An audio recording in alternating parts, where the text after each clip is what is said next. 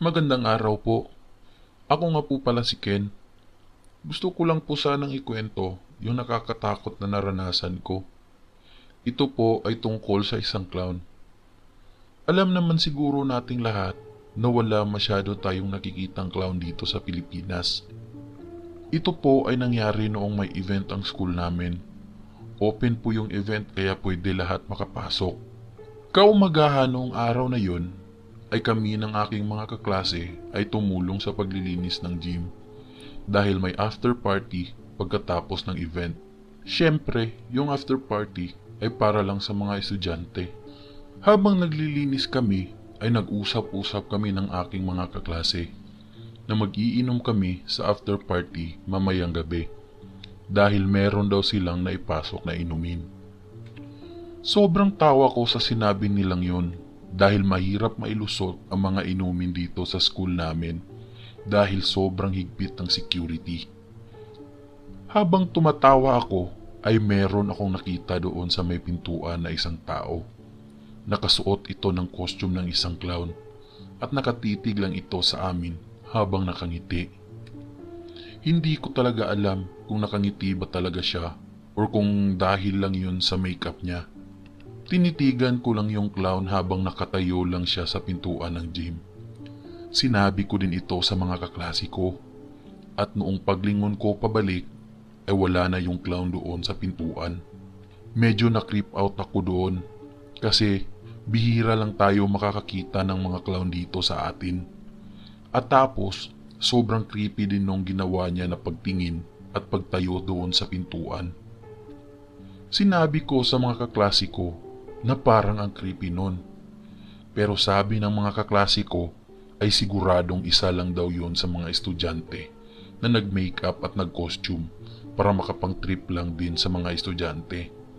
At nagkataon lang daw na ako ang nakatingin doon sa may pintuan at ako lang din ang napagtripan. Kahit sinabi na ng kaklase ko yun ay hindi pa rin ako mapakali. Kasi nga, sino naman ang magtitrip ng ganoon habang umaga pa? Pero dahil sinabi naman ng mga kaklase ko na trip lang yun, ay yun na lang din ang inisip ko at hindi ko na lang inintindi yung nakita ko. Pagkatapos naming linisin yung gym, ay dumating yung isa naming professor at dahil tumulong kami sa paglilinis, ay binilhan niya kami ng pizza at milk tea. Ininom namin yung bigay ni Prof doon sa may bleacher. Habang kumakain kami, ay pinakita noong kaklase ko yung inumin na dala niya. At sobra na naman ang tawa ko dahil totoo nga na may nadala siyang inumin. Habang nagtatawanan kami, ay in-invite kami ni Prof at binigyan ng ticket para manood ng isang play na gaganapin sa open field ng school. Ang play na panonoorin namin ay pinagandaan talaga ng drama club namin dito sa school. Kaya excited kami kasi medyo may pagkamahal din yung ticket nila. Dumating ang tanghali at naghanda na kami ng mga kaklase ko dahil magluluto kami ng inihaw doon sa likod ng school namin. Ako ang napag-utusan ng mga kaklase ko na maghugas at i-marinate yung karne. At dahil nasa likod kami ng school, ay kailangan kong pumunta doon sa may gym. Dahil yun lang yung may malapit na gripo dito sa likod ng school. Habang hinuhugasan ko yung karne, ay meron akong nakita sa may puno na pulang buhok. Naisip ko na naman yung clown na nakita ko kaninang umaga. Hindi ko inalis yung mata ko doon sa kahoy habang naghuhugas ng karne.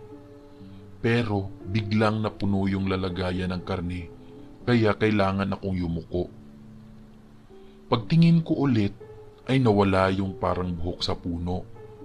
At dahil matatakutin ako, ay dali-dali kong nilagyan ng mga tuyo at suka yung karne para ma-marinate at para makabalik na ako doon sa likod ng school. Hindi ko na din sinabi sa mga kaklase ko yung nakita ko dahil siguradong sasabihin lang nila na nag-o-overthink lang ako at baka lukuhin pa ako ng mga yun. Pagtapos naming mag-lunch, ay pumunta na kami sa open field dahil baka mataas na yung pila para sa play. Nakapasok nga kami kaagad dahil medyo napaaga kami ng punta doon.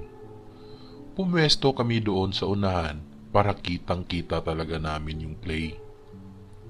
Ilang minuto ay nagsimula na yung play at sobrang ganda nito at sobrang galing din ng mga gumanap.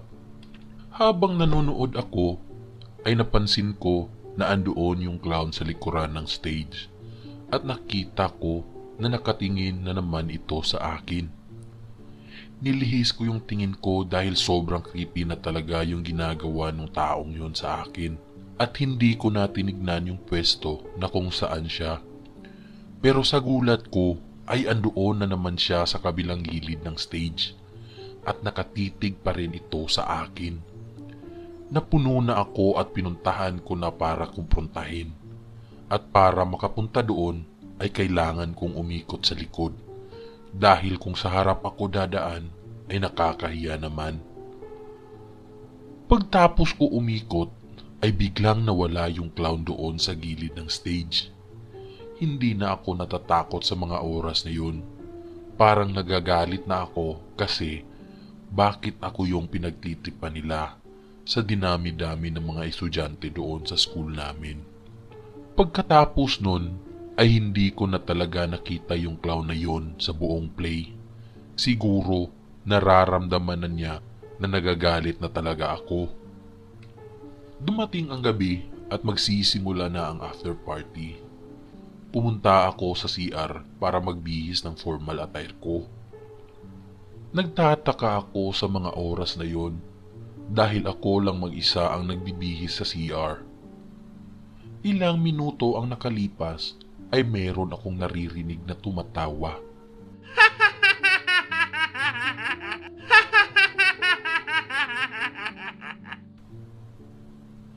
Tawa ng isang clown.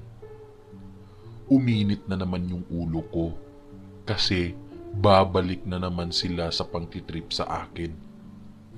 Kaya't sumigaw ako ng, "Magpakita ka, huwag kang mangtitrip ng ganyan, hindi na ako natutuwa. Kung may problema ka sa akin, ay harapin mo ako, takot ka palang kupal ka." Pagtapos kong sabihin yun, ay nawala yung tawa na naririnig ko. Pero ang pumalit nito ay tunog ng naglalakad. Naririnig ko na ang paglalakad nito palapit sa akin. Nakaramdam na din ako ng takot sa mga oras na yun. Pero handa ako kumprontahin yung nananakot sa akin, lalo na at simula umaga pa niya ako pinagtitripan. Noong palapit na yung tunog, ay nakita ko ang mukha noong clown sa mismong pintuan ng CR. Nakangiti na ito, sigurado na ako. Dahil nakikita ko na ang ngipin niya. Pero sobrang nakakatakot yung tingin niya sa akin. Tinanong ko siya kung ano ang problema niya sa akin. Hindi siya sumagot at bigla na lang itong tumawa. Siguro mga 10 segundo siyang tumatawa na sobrang lakas. Tapos nun ay yumuko na yung ulo niya at tumigil na siya sa kakatawa. Natakot na ako sa ginagawa niya. Kahit nasa pintuan siya nakatayo ay lumabas na ako. Wala siyang ginawa noong pagdaan ko. Nakayuko pa rin siya. Pero sa hindi pa ako nakakalayo ay bigla siyang sumigaw ng, "Takbo ka, kaibigan ko!"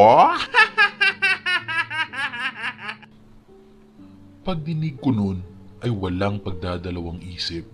Tumakbo na ako ng sobrang bilis at naririnig ko yung tawa niya na humahabol sa akin. Sigurado akong humahabol talaga siya kasi papalapit yung tawa niya na sobrang lakas at parang baliw. Pag-ikot ko doon sa may clinic na room ay biglang may humila sa akin. Akala ko na talaga mamamatay na ako sa mga oras na yun. Pero sa paglingon ko ay isang babae ito at pinubulong niya na wag daw akong maingay at wag na wag daw akong gumalaw. Tinatabunan noong babae yung bibig ko kasi bukas yung pinto ng klinik kasi pag sinara namin yun ay siguradong maririnig noong clown yung tunog. Wala akong magawa kundi sundin yung sinasabi ng babae. Dumaan yung clown at tumigil sa mismong pintuan ng klinik. Lumaki yung mga mata ko at siguro kung hindi nakahawak yung kamay ng babae sa bibig ko, ay sisigaw na talaga ako. Nakita ko na yung clown ay pula na ang mga mata, tapos yung makeup niya ay parang dugo na. Tapos yung ngipin naman niya ay parang ngipin ng halimaw na nasa pelikula. Grabe yung takot ko at sigurado na talaga ako na mawawala na kami nung babae. Dahil kung matitignan lang nung clown yung pinto, ay siguradong kita na niya kami.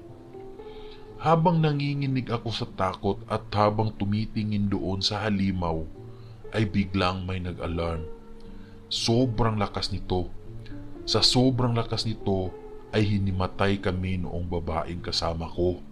At pagkatapos nun ay may gumising na sa amin na estudyante din ng school namin. Sobrang sobra talaga yung takot ko kasi akala ko ay mawawala na talaga kami. Bago ako umuwi ay kinausap ko muna yung babaeng kasama ko. Tinanong ko siya kung bakit siya andoon. Ang sabi niya lang sa akin ay simula daw kaninang umaga ay nakikita niya na raw yung clown na nakatayo lang. At noong may kinuha siya sa science lab na katabi ng klinik ay narinig niya raw yung sigaw ko. Sinubukan niya daw akong puntahan pero nakita niya raw yung clown doon sa labas ng CR. Kaya't bumalik siya sa gym para humingi ng tulong. Kaso wala daw tao yung gym at hindi lang daw yung gym kundi pati yung buong school namin ay wala din daw tao. Kaya't bumalik siya para tulungan na lang ako. Pero nakita niya daw ako na tumatakbo kaya't hinila niya na lang ako papasok doon sa klinik. Pareho kami ng naranasan noong babae. Umaga pa lang ay nakikita na namin yung clown. Hindi ko maintindihan kung nasa school pa ba kami noong oras na yun or kung hindi ay nasa mundo ba kami nung clown na yun. At palaging tanong ko sa isipan ko ay kung kami lang bang dalawa ang nakaranas nun. Kasi walang ni isang news or post man lang sa social media na merong nakaranas nung naranasan namin. Isa lang ang masasabi ko. Pag nakita ko yung clown na yon, ay magdadala na ako ng mga pwede kong gamitin na panglaban. Dahil kung wala yung babae sa gabing yon, ay sigurado wala na ako dito sa mundong to.